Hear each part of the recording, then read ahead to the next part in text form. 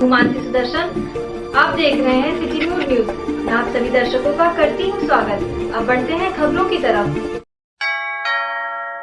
निःशुल्क प्रकाशनार्थ 13 को व्यापारी संगठन करेगा समर्थन का ऐलान। दीपक संगठन के विस्तार व विधानसभा चुनाव की रणनीति तय करने को लेकर अखिल भारतीय संयुक्त व्यापार मंडल ने आयोजित की बैठक।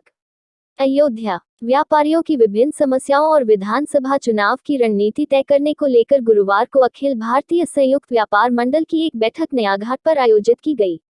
बैठक की अध्यक्षता जिलाध्यक्ष दीपक दुबे ने तथा संचालन महानगर प्रभारी राजेश वासवानी ने की।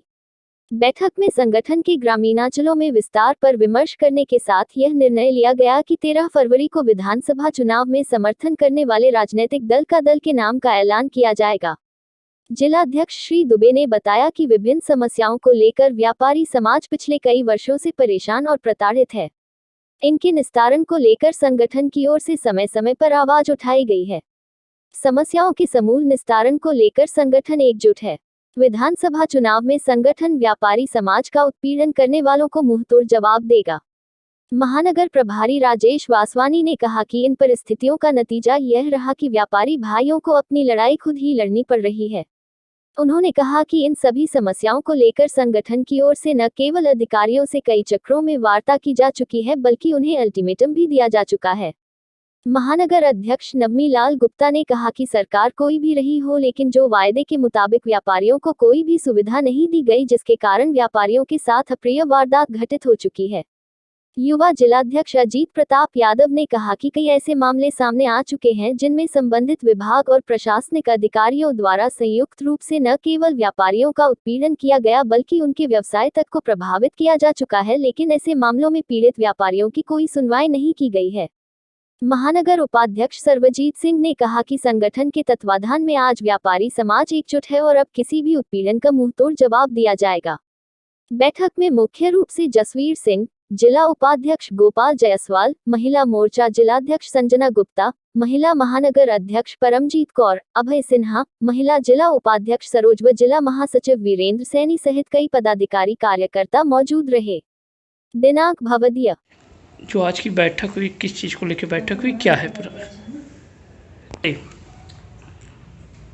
जी, यहाँ पे हम लोग अखिल भारतीय संयुक्त व्यापार मंडल की तरफ से, और हमारी जो मुद्दा है वो ये है, विधानसभा चुनाव के अंतर्गत यहाँ पे बैठक बैठाई गई है और इस मुद्दे पर है कि पार्टियाँ तो बहुत हैं हमारे पास आ रही हैं, बहुत सी सारी जितने भी नेतागण हैं सब आ रहे हैं, बट क्या है, हम उन्हीं की सुनेंगे जो व्यापारियों के हित में हैं, जो व्यापारियों की परेशानियां दुख सुख में साथ हैं, हम उनके साथ हैं। क्या मांगे रहेंगे इन लोगों से जो भी रहेंगे? हमारे व्यापारियों के साथ अत्याचार ना हो, बस यही मांग। क्या नाम है आपका? संजना गुप्ता, अखिल भारतीय संयुक्त व्यापार मंडल की जिलाध्यक्ष। आई हैं आप? मैं व्यापार मंडलों की तरफ से आई हूँ, अखिल भारतीय व्यापार मंडल की तरफ से संयुक्त। क्या है आज यहाँ पे जो मीटिंग हुई, इसमें किस तरीके की बातें हुई हैं? मीटिंग बस यही है कि व्यापारियों का बस उनका समर्थन हो जाए और हम हो बेचारों का जो समर्थन का साथ देगा, हम उनके साथ हैं। कोई भी समर्थन हो, चाहे योगी जी हो सरकार, चाहे सपा सरकार हो, कोई भी समर्थन देगा व्यापारियों का, हम उनके साथ हैं।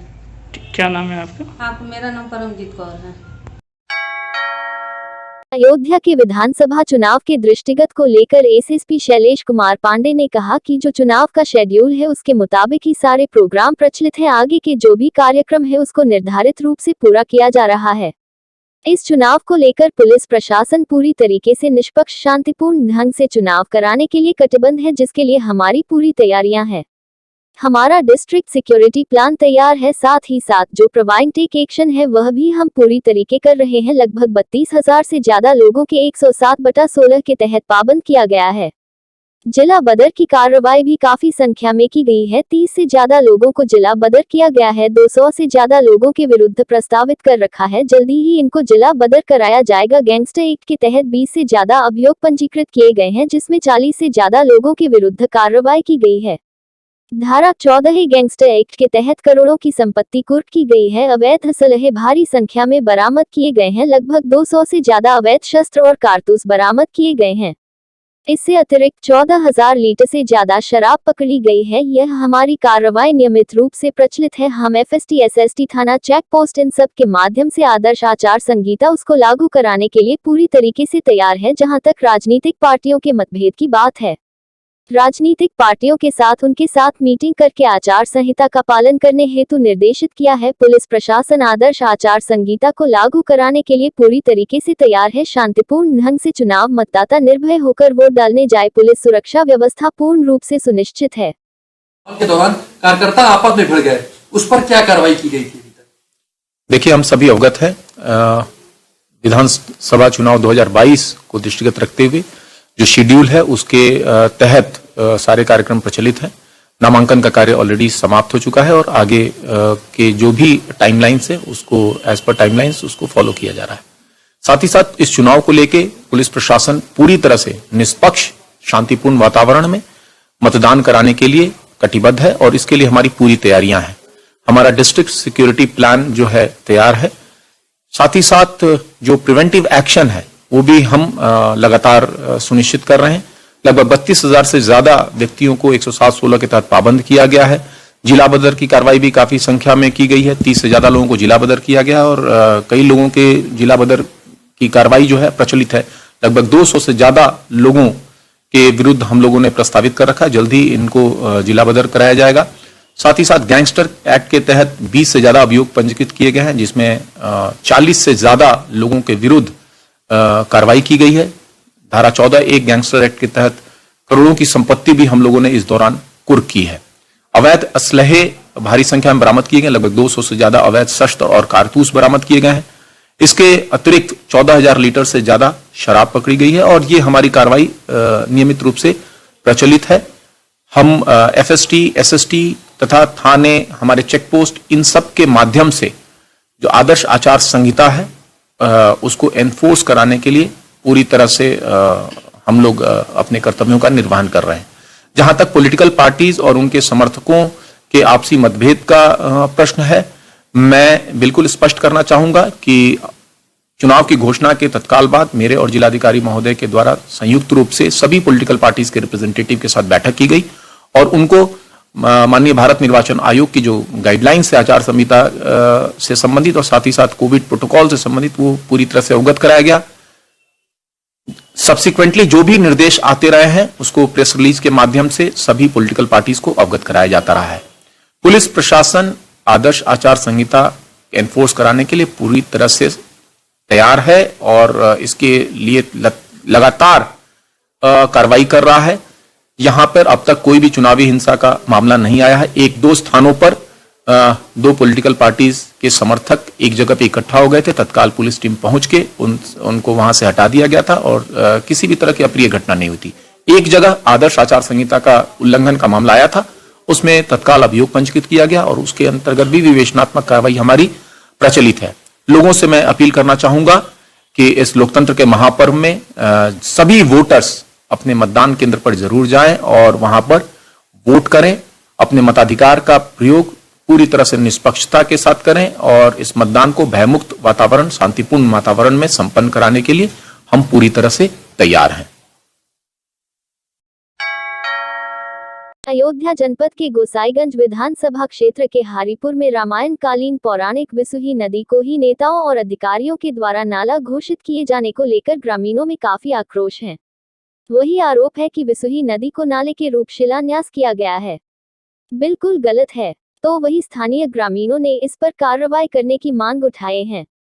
बता दें कि जनपद के विकास खंड तारुन अंतर्गत हारीपुर गांव से होकर बह रही पौराणिक विसुही नदी पर कार्यदायी संस्था द्वारा रपटा पुल का निर्माण कराया जा रहा है। इस दौरान स्थानीय ग्रामीणों का आरोप है कि कार्यदायी संस्था ने एक बोर्ड चुनावी घोषणा होने के बाद चुपके से लगा दिया। यही नहीं, लगाए गए बोर्ड पर रामायण कालीन विसुही नदी को ही नाला दिखाकर शिलान्यास करा दिया गया। ताजुब की बात है कि लगाए गए बोर्ड पर पूर्व भाजपा सांसद विनय कटियार, पूर्व भाजपा विधायक खब्बू तिवारी, ब्लॉक प्रमुख सुशीला वर्मा, ब्लॉक प्रमुख प्रतिनिधि फयाराम वर्मा का नाम भी अंकित है। कार्यदायी संस्था का नाम प्रांतीय लोकखंड विभाग तो लिखा है, पर किसी अधिकारी या कर्मचारी का ना तो नाम लिखा है और ना ही लगने वाली लागत ही लिखी गई है, जिसका ग्रामीणों ने विरोध शुरू कर दिया है। ये जो पुल है थरिया कला हारीपुर बिशुही नदी, ये जो बोर्ड लगा है बिल्कुल गलत लगा है। आचार संहिता के बाद में बोर्ड लगा है। ये नदी है, नाला नहीं। हाँ, इस पर कार्रवाई होना चाहिए। राम कुमार गौड़, ग्राम सभा थरिया कला हारीपुर। ये जो नाला लिख दिया गया है ये बहुत पुरानी जो है नदी है, बिशुही नदी के नाम से प्रसिद्ध है और इसका पुराणों में भी विख्यात है और इस पर कार्रवाई होनी चाहिए। इसको नदी जौन बाग घोषित किया जाए। यादव, खरिया कला हारीपुर। हमारे यहाँ जो ये बिशुही नदी में नाले के रूप में जो इसमें शिलान्यास किए हैं ये गलत है।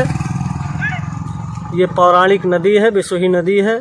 इस पे जो है पुल होना चाहिए, ना कि नाला। पर कार्रवाई नदी।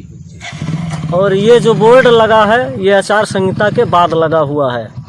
काम होने के पहले बोर्ड नहीं लगना चाहिए जब तक काम पूरा ना हो जाए। और इस पे जो है कार्रवाई होनी चाहिए। रामनगरी अयोध्या में सुरक्षा को देखते हुए श्रद्धालुओं के सामान को स्कैन करने के लिए स्कैनर मशीन श्री राम जन्मभूमि दर्शन मार्ग पर लगाई गई है, जिससे कि श्रद्धालुओं के द्वारा बंद बैग और सूटकेस में रखे जाने वाले सामान को स्कैन करके यह जाना जा सके इसमें कोई आपत्तिजनक सामान नहीं है।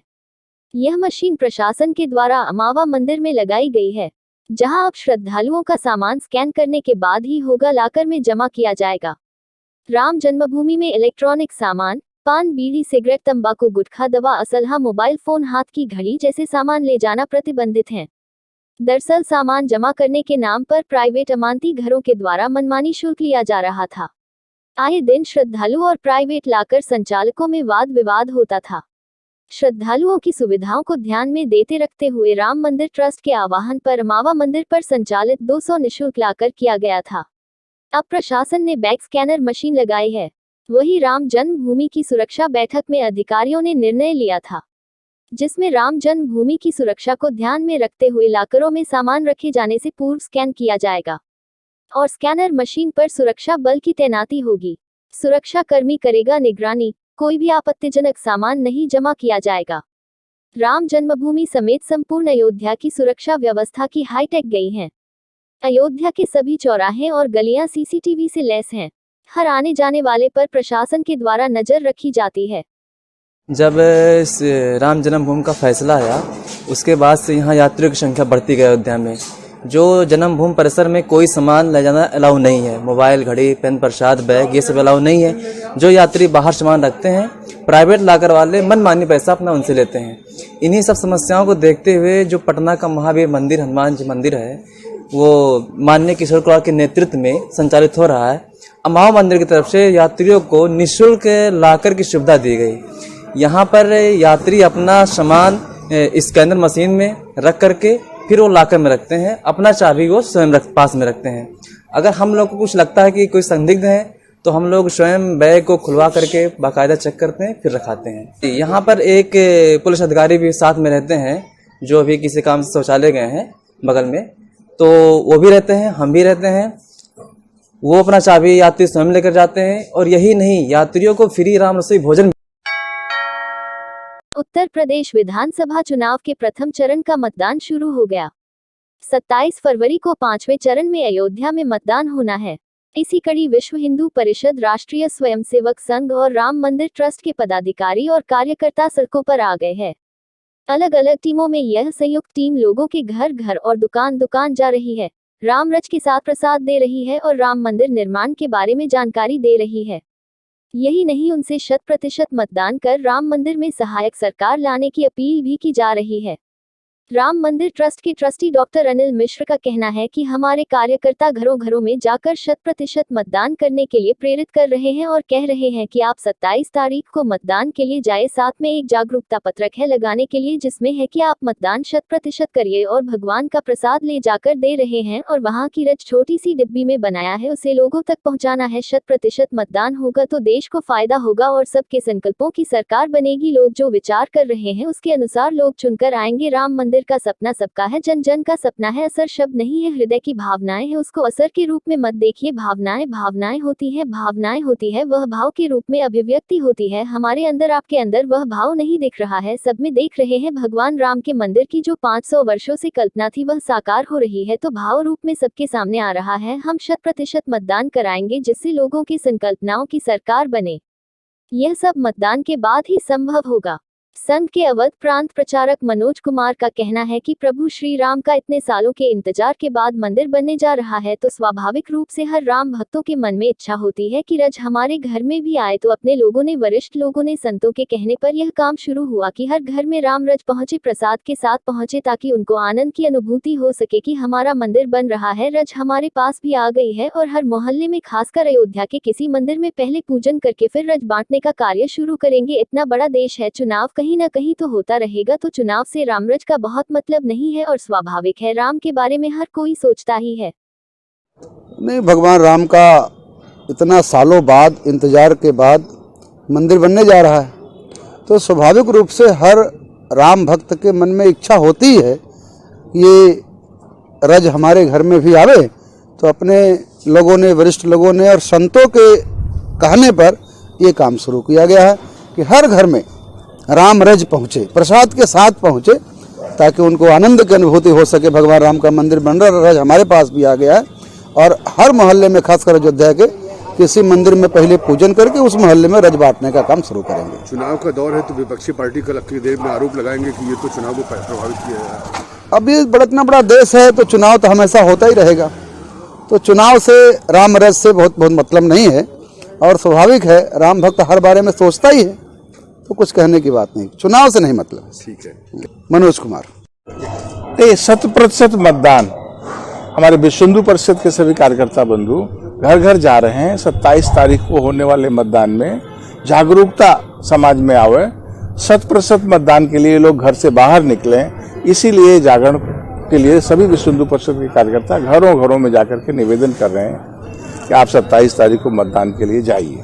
और क्या दे रहे हैं साथ में एक जागरूकता पत्रक है घर पे दे रहे हैं कि उसको लगाने के लिए आप मतदान 100% करिए और साथ में भगवान का प्रसाद ले जाके दे रहे हैं। भगवान राम दे रहे हैं और एक वहाँ की रज छोटी सी डिब्बी बनाया है उन लोगों ने, वो ले जाके पहुँचा रहे हैं। अच्छा, तो क्या लगता है कि इससे भाजपा को कोई फायदा होगा? देश को तो फायदा होगा निश्चित रूप से। 100% मतदान होगा तो देश को निश्चित रूप से फायदा होगा। सबके संकल्पनाओं की सरकार बनेगी। लोग जो विचार कर रहे होंगे उसके अनुसार लोग चुन करके आएंगे। आप घर घर जा रहे होंगे तो राम मंदिर कितना असर देखने को मिला, कितने लोगों में? देखिए, राम मंदिर का सपना तो सबका था, जन जन का सपना है। असर शब्द नहीं है, वो तो हृदय की भावनाएं हैं, उसको असर के रूप में मत देखिए। भावनाएं होती हैं, वो भाव के रूप में अभिव्यक्त होती हैं, उसका वर्णन नहीं हो सकता। और वो दिख भी रहा है निश्चित रूप से। लोगों के अंदर क्या, हमारे अंदर, आपके अंदर नहीं दिख रहा है क्या? हम तो आप में देख रहे हैं, सब में देख रहे हैं। तो भगवान राम के मंदिर का जो 500 वर्षों से लोगों की कल्पना थी वो साकार हो रही, तो भाव रूप में तो सामने सबके आ रहा है। बड़ी जीत के रूप में भी दिखेगी। प्रभु जीत हार नहीं, हम 100% मतदान कराएंगे। लोगों की संकल्पनाओं की सरकार बने, ये सब मतदान के बाद ही तो संभव होगा। 100% मतदान करेंगे, लोग जो सोचेंगे वो ऐसा। आज के लिए बस इतना ही। कल फिर मिलेंगे इसी समय इसी चैनल पर। अब हमें दीजिए इजाजत। नमस्कार।